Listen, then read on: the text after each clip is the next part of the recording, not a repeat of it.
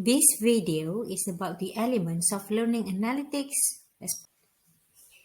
It discusses the definitions of learning analytics, its elements, purposes, types, and examples of data.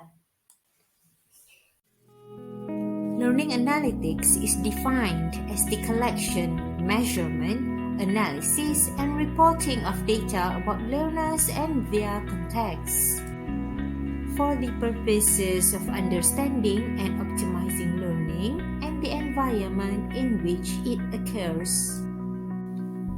The foundational principles of learning analytics can be grouped around three mutually connected dimensions: theory, data science, and design.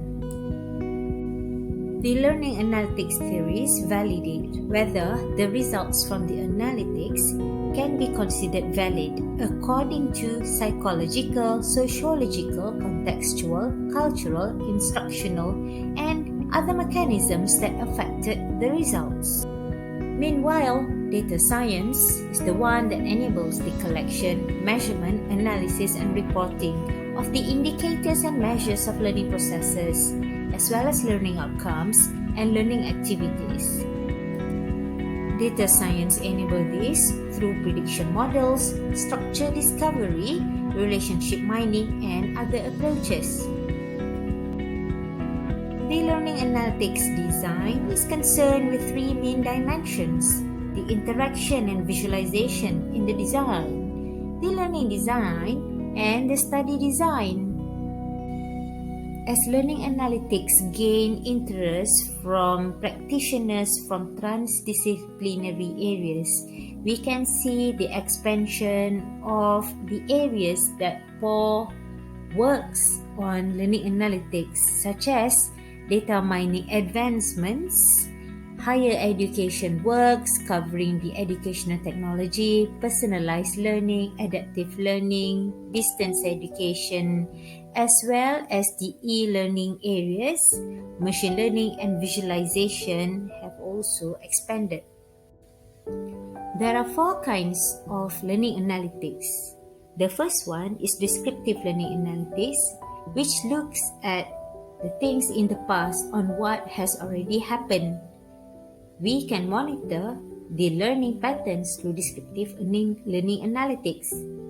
Meanwhile, the diagnostic learning analytics looks at why something has happened, and researchers can hypothesize the factors contributing to the performance and satisfaction.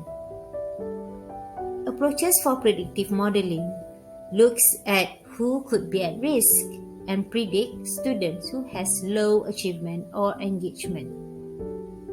The prescriptive learning analytics enables people to recommend action and plan for further improvement as intervention based on the output of the prediction.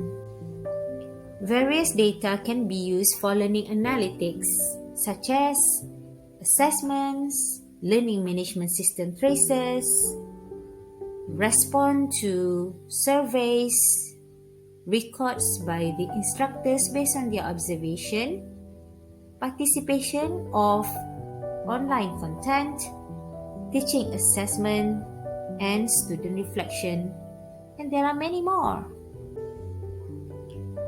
When discussing about learning analytics, we can look at two perspectives: learning analytics as a research and learning analytics as a product.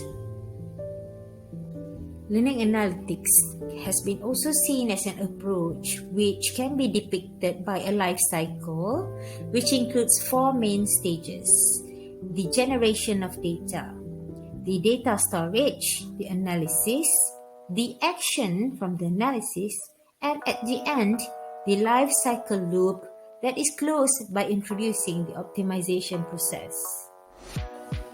Many companies have come out with dashboards to help students using learning analytics. The students will be able to develop further their learning by knowing how they are attending and submission so far, as well as the relation to their grades. They also get some reference to the peers in their course. Educators could also gain insights from learning analytics in developing their own practice and targeting to support students at individual learning needs. For example, this dashboard shows which students needs to have attention by the traffic light system, which students is ahead, which students need attention, and this is related to their submission rate, their access rate, as well as the views. The instructor can take action such as to notify them and arrange for consequent interventional activities such as counseling and tutorial classes. Administrators may utilize the dashboard to understand how the cohorts are developing and their relationship to the curriculum achievements. For example, they can see the course completion and the performance of the students in each of the course. We can now summarize that learning analytics can be in the form of a process or a product, and methods such as statistical, machine learning, and visualization mixed with the educational theories are useful in order to deliver insights for students so they get a guide on how to learn effectively. The educators can be informed on intervention mechanisms to scaffold the students, as well as the administrators to design a quality curriculum.